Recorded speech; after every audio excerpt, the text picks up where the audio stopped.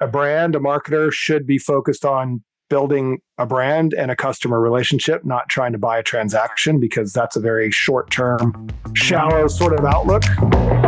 Welcome to Contrary to Popular Opinion, a podcast hosted by Vujade Digital. In each episode, we bring you provocative topics and novel perspectives around leadership, business, and marketing that defy the norms because exponential growth demands unconventional thinking and visionary action. So open your mind and let's get into this week's episode. Hey everyone, Kelly McGuire with Vujade Digital. Excited to get into today's topics.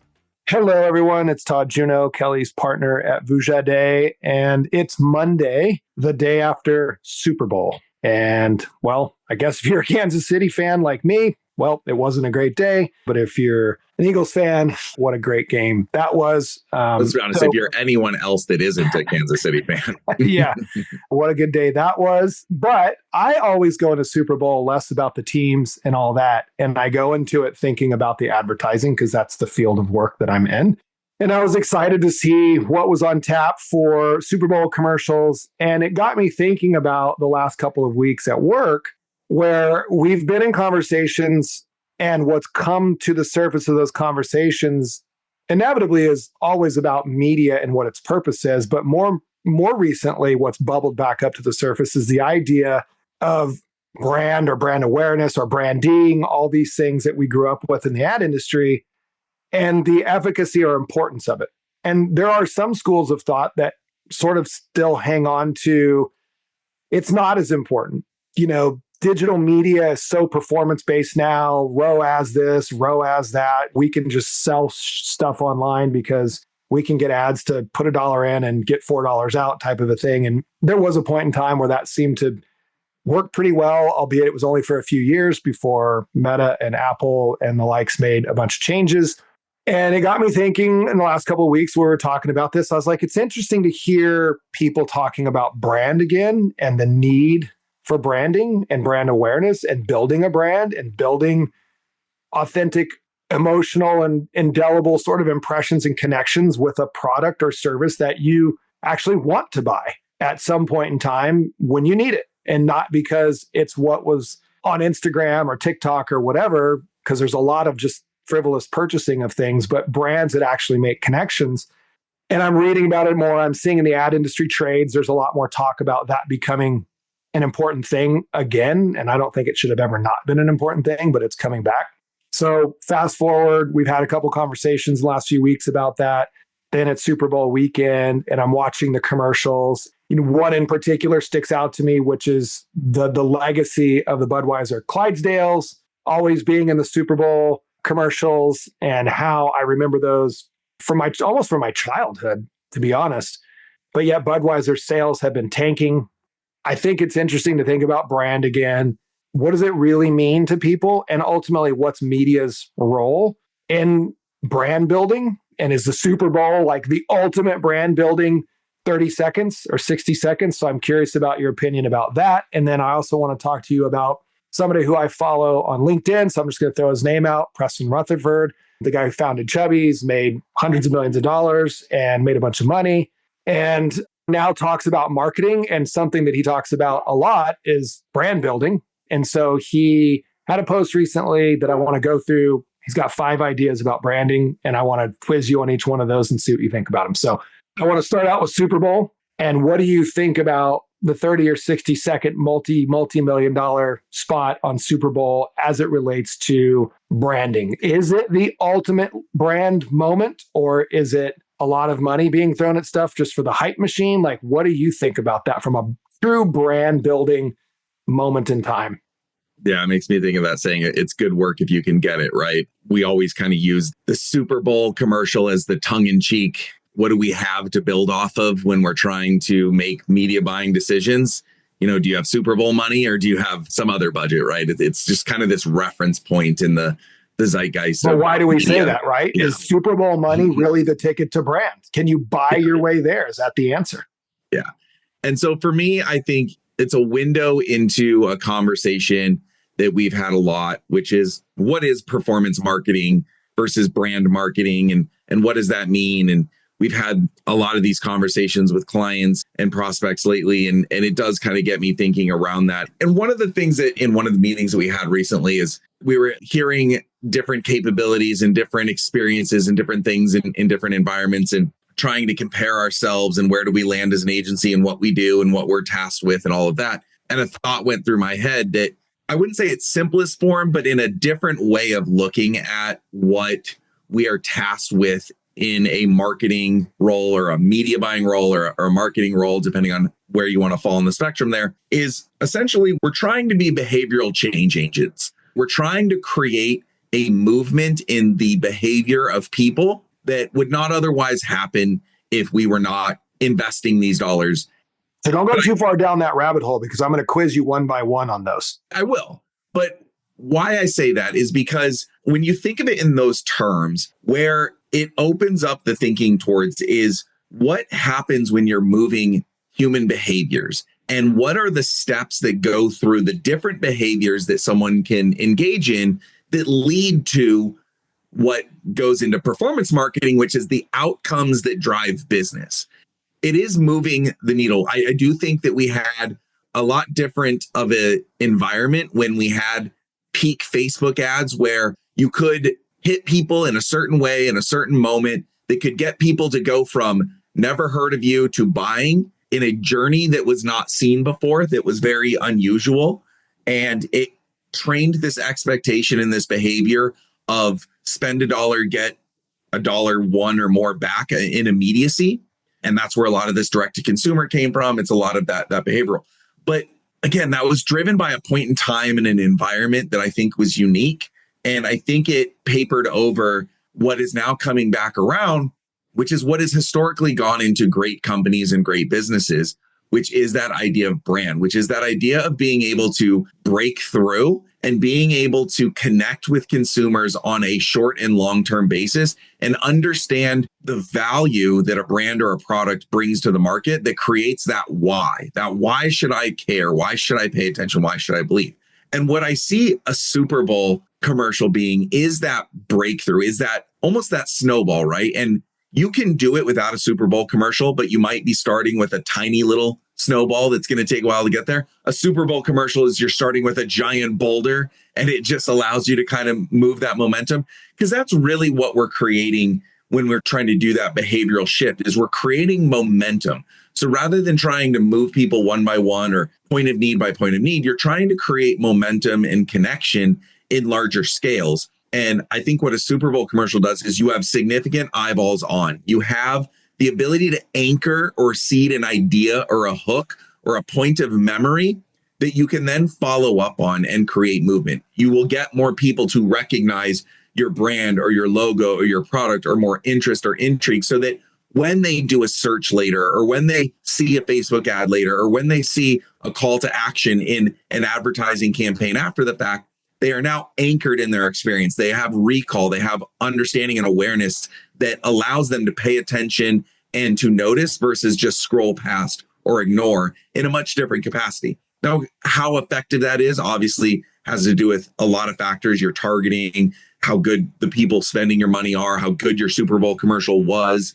It's why there's also a lot of different ways that you can deliver that initial message. It can be humorous. It can pull on your heartstrings. It can be controversial. It's got to be something that creates that starting point to build a marketing environment off of. So that's a long way to say is I understand why Super Bowl commercials is sort of this shining light of pinnacle advertising experience, because it's one of the only environments where you collectively have such a large amount of people paying attention, such a large swath of different types of people. You're not getting just one type of person who would normally watch football. You get such a large percentage of the population and a variability of the types of people being exposed that you can move so much faster and build off of that so much better with that great big starting point, that great big head start that it gives you.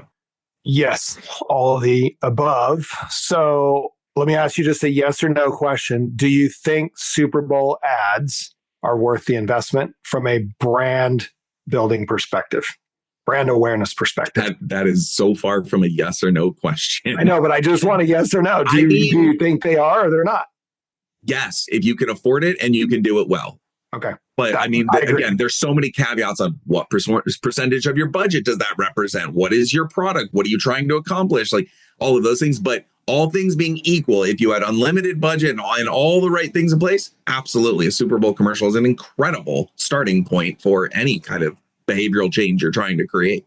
Okay. So let's keep going from that. So I'm going to read a quote that Preston had in one of his posts, and it's from Warren Buffett. And Warren Buffett says that brand is the number one thing that he looks for. It is the only moat protecting profits from competition.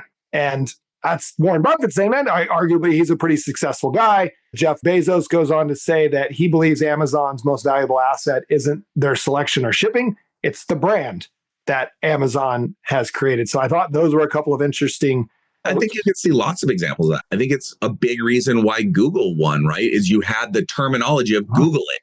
You didn't, no one ever said it became a verb. Their brand is not even a brand. Like, yeah, once you have it, I mean, there's also business case examples of it going the opposite direction where Xerox ruined their brand reputation, where you would say Xerox it and they somehow lost the foothold of what that meant. But so it's not a end all be all. It can be messed up as well. But yes, there's a component of that where, to me, the way that I would articulate that is the difference between spending to create a sale versus spending to create a customer.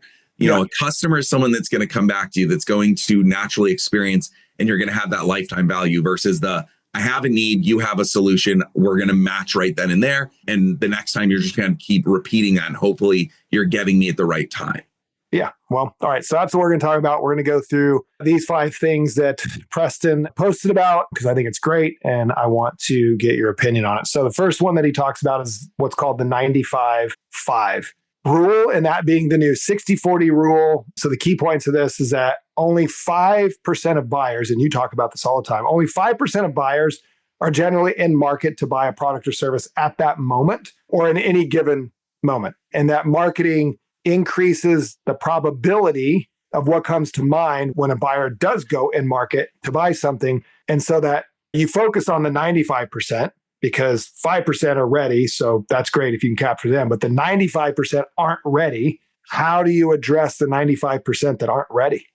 Yeah, I mean, we've seen this. We have a couple of other analogies that we've seen and used. I mean, we've seen Google use their ZMOT, there's their moment of truth. How do you nurture it? I think one of the analogies that we've used in a lot of these conversations is the idea of an apple orchard where you can pick your low-hanging fruit. There are people that are in need, ready to go. You just kind of have to tip them over the edge.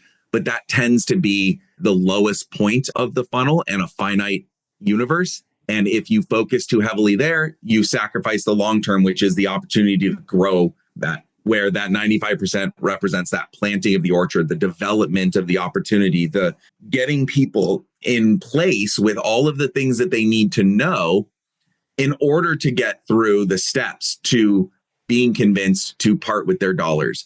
And that to me is what presents the opportunity to buy against, to say at some point, someone will be at a mindset with the resources at hand and the willingness to buy and the readiness to spend the time it takes to get through there. And yes, you need to show up when that happens so that they don't get distracted. We live in an environment with very distracted, very easily diverted attention. And so you want to capture and not lose that. This is why brands have to buy their brand terms on search, even though everyone hates doing that because it feels like wasted money.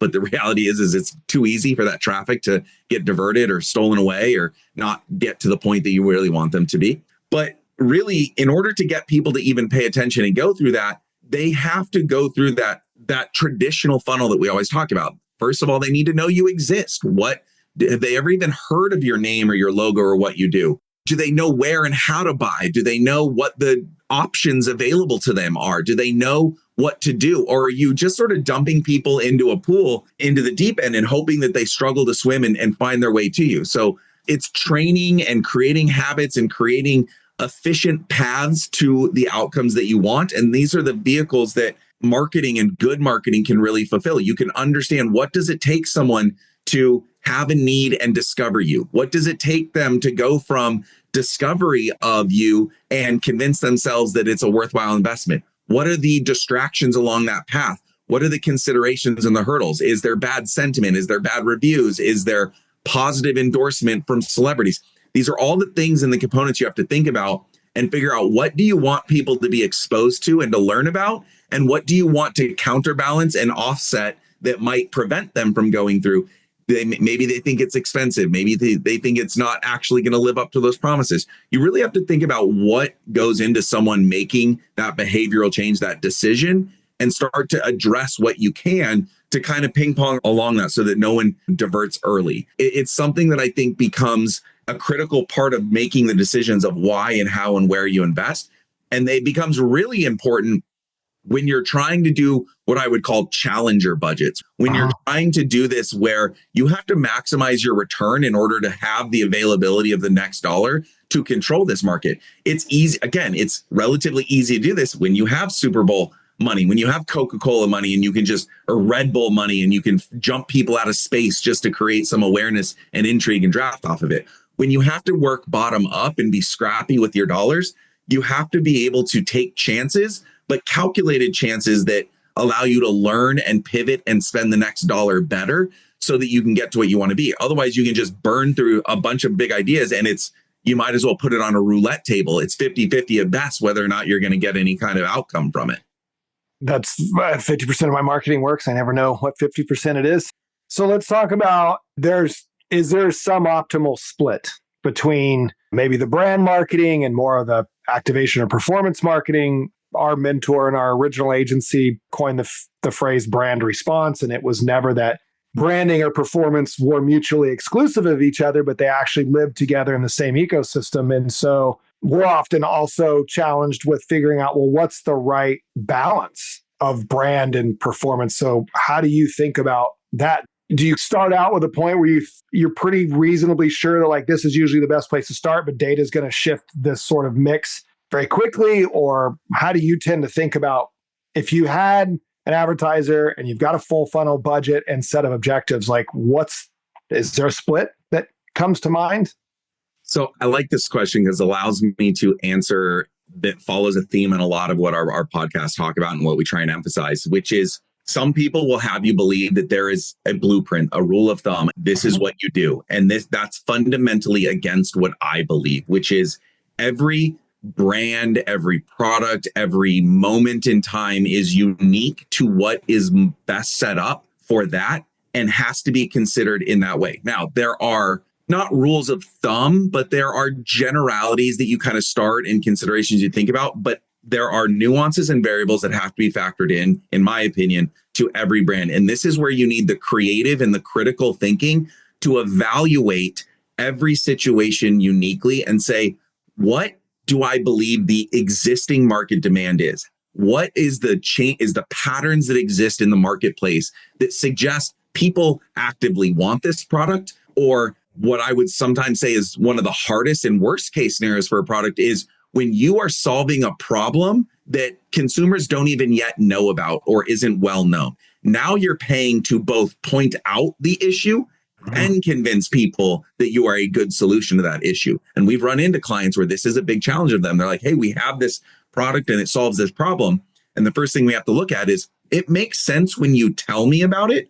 But if a lot of people aren't sitting there with this pain point thinking about this problem, you first have to illuminate the problem and then sell the solution to it, which is a two-part marketing problem, which becomes very expensive. And so I go back to, you have to look at what's the competition level? What's the marketing temperature, if you will, that's going? Do you have positive or negative momentum? Do you have anything that helps you break through your own version of the Super Bowl commercial? I'm going to keep using this. Do you have a celebrity endorsement? Have you won an award? Are you well rated online? Do you have something that gives people something to anchor on, to believe in, that we can use media to generate exposure to and to get people to pay attention and to then generate that first party data to then say, people now know about us, people have engaged with us. What do we need to show them as the next step to get them to where we want them to be? And again, yes, there are things that typically work and that you can know about industries, but ultimately it's evaluating each brand and product and what their opportunity and challenges are and creating solutions and decisions of, hey, you need to really nurture the market and make sure there's lots of people that understand your problem, before we try and sell to them. Or no, there is a lot of people and a lot of talk about this, and you have the best solution. We just need to get you in front of them quickly and make the path to purchase easy. There's all different ways that you can invest your dollars on different things that make sense for you in that moment, in that time. Well, what's interesting about that is what we most often encounter is a marketing person or C-suite, a CMO person who just believes that their product is the greatest thing ever and it solves XYZ problem or provides XYZ benefit. And that, of course, everybody knows that. Who starts a product or a company thinking they don't have something unique or valuable or good? Yeah, but everybody thinks that everybody should just instantly adopt and buy their product or service because, of course, they have that problem. Why wouldn't they buy my product or brand? We suffer from this. We think this all the time as well when we've done different things. There's no possible way that someone goes in not believing that they have something worth buying. Well, I should say the vast majority should go in not believing that they have something worth buying, and then to kind of rain on the parade and be like, not everyone is sitting there with your mindset and your mentality and your position and your knowledge base and your experience or any of these things that make them care about what you've built. And that is what marketing is meant to do. It is meant to foster the environment necessary to make your product viable. And there's a lot of things that can mean just making people know about it to literally educating them into even what they should be upset about before they need a solution to it. And that's a big, big spectrum with a lot of dollars associated depending on the environment around it. Yeah. A lot of times people don't even know they need a product or service because they're not even aware of the problem that it solves until you make them aware of that. So I want to talk about one of the things we face in this sort of when we approach things with the belief that a full funnel sort of marketing and media mixed strategy is needed, which means there's a portion of, and whatever that split is, wherever we start, there's a portion of that sits at the upper funnel. And the idea of being able to measure that is instantly what the conversation always becomes about is, well, that's not going to lead to somebody clicking and buying. How do we measure that? And I think there are a lot of ways to measure that. But by and large, what we're trying to, like you say, we're trying to influence sort of attitudinal behaviors and recall of things. And so I want to talk about when we're trying to do that, that's the objective. That's where the investment strategy goes. We're trying to create awareness, attitudinal shift in perceptions, recall, things like that. That's not an immediate revenue producer. That's not an immediate sale. So in your experience, either in the past or where are you seeing things in the future going that connect the dots between I made, maybe 40% of my budget is upper funnel. I need to make people aware of my product and service. And the rest of it's going to be, giving them consideration reasons why it solves a problem and ultimately gives them a call to action to buy it. But what's the measurement strategies that you think are the ones to key in on for the upper funnel things? Is it looking at downstream things like search share impressions and volumes increasing or changing? Is it lift studies? What are all the mechanisms that you think can validate somebody putting an investment in upper funnel brand building media and creative when it's not going to yield something right away? So how do we make somebody feel comfortable and confident that don't worry, we're going to look for these things downstream. And if we see those things, we'll know this is working and it will pay off better long-term than your analogy of if we just pick all the fruit at the bottom of the orchard, eventually it's all gone. Yeah, I think this becomes another really important part of the conversation, which is taking that step back and understanding that ideal marketing is a bigger picture component of a business strategy where it is influencing the overall outcomes of the business. And it's not just a cost center of dollar in, dollar out, or, dollar one out. As simple as that. And being able to understand that you have to be able to take a macro look at the overall positioning of your business and your market and the things that drive it and create correlation and connections that help you understand the momentum and the movement of your overall opportunity. And I highlight that because the further you get from investing $1 to the action that you want, the more variables get introduced that may not even be marketing related that prevent that journey from being completed. And this becomes really important because you not only open up the conversation around how do you measure it and how do you understand if those investments are viable, but it forces you to look at your overall business setup and whether or not you are properly set up to capitalize on those middle and upper funnel investments. If you're bringing a lot of horses to the water, but you have a website problem and a conversion problem or a reputation problem or a pricing challenge or a competitive challenge, all these things that can get people distracted on those journeys or easily come into creating this doubt and this reason for them to leave or not convert. Being able to look at that and analyze that and understand that data that produces to identify those. This is an overall marketing engine, right? This isn't just performance media buying. This is understanding, how do I invest in giving myself the opportunity? How do I make sure that I am properly set up to capitalize on that opportunity? And how do I look at the ROI and what that looks like for growth in future investments and future decisions? And that becomes really important. And so you have to be able to understand how much is available to me for that quick return. How much do I need to look at that bigger journey? But do I have the right messaging, the right creative, the right, again, website? Am I selling in all the right places? You throw in other variables if your business is operated through third-party retailers where you don't have first-party understanding, where it's like, I have to get people wanting my product, but they have to go to a different store or a different location and interact in a different way that I don't even get direct visibility into for that measurement.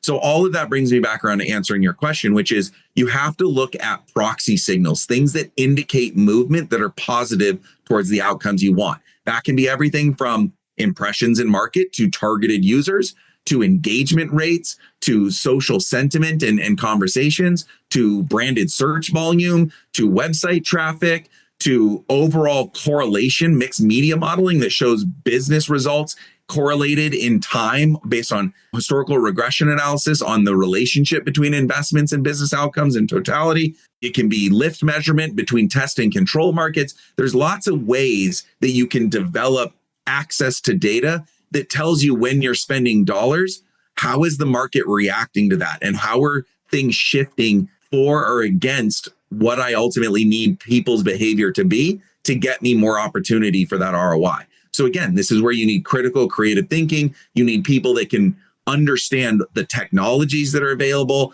the math that it takes to develop algorithms and regression analysis that may connect these dots with certain levels of data significance. Just people that have the mentality to think about, if I go and get 100 million impressions on a Super Bowl commercial, what does that mean? And what do I expect to happen over the next day, week, month, year? And how will I look for whether or not I'm seeing those outcomes? And how do I have control over getting the outcomes that I want if I look at that as a starting point? So again, this is part of the marketing thinking that has to go into why we spend these dollars and what the next best thing is that has to exist.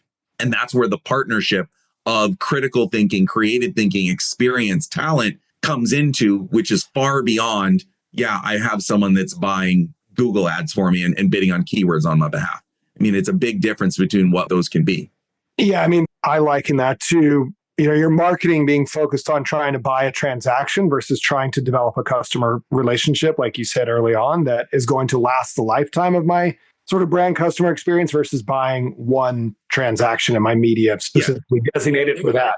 It's the buying a transaction in a customer. It's also how much control over the outcomes do you want to have? Are you just throwing spaghetti against the wall and hoping something sticks and leaving people to their own devices? Or are you truly trying to have the ability to guide and nurture people through each thing that you believe will result in what you want? So how much control or randomness do you want to have in your marketing and the outcomes? I'm just going to throw it all against the wall. Who cares? All right, let's wrap up. So I think the takeaway is that our belief is a brand, a marketer should be focused on building a brand and a customer relationship, not trying to buy a transaction, because that's a very short-term, shallow sort of outlook. I think that's where we stand on that. So last question is, I normally ask you what's the last ad you recall, but this time we'll just ask, did you watch the Super Bowl? And if you did watch it, is there a commercial that stood out to you that you thought was funny or good?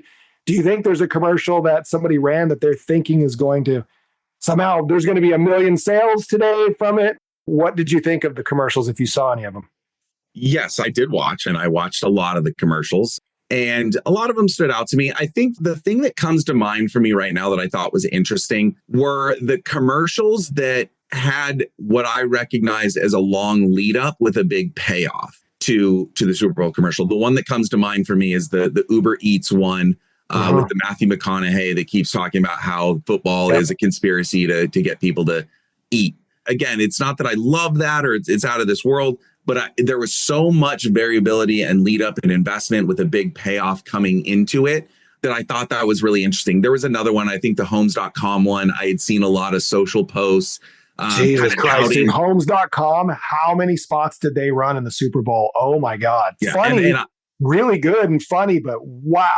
Yeah, and I had seen a lot of lead up to it on, hey, we're going to announce something on this date. It's coming. That things will never be the same. And so again, that pre-planning, that bigger component of it, that's what struck me is the forethought and the thinking lead up and then the big payoff. And then what will be very interesting is kind of what I said, which is the snowball effect, which is it presents an opportunity, but what is the after effect? What is the cultivation of all of that kind of presence and seed building look like?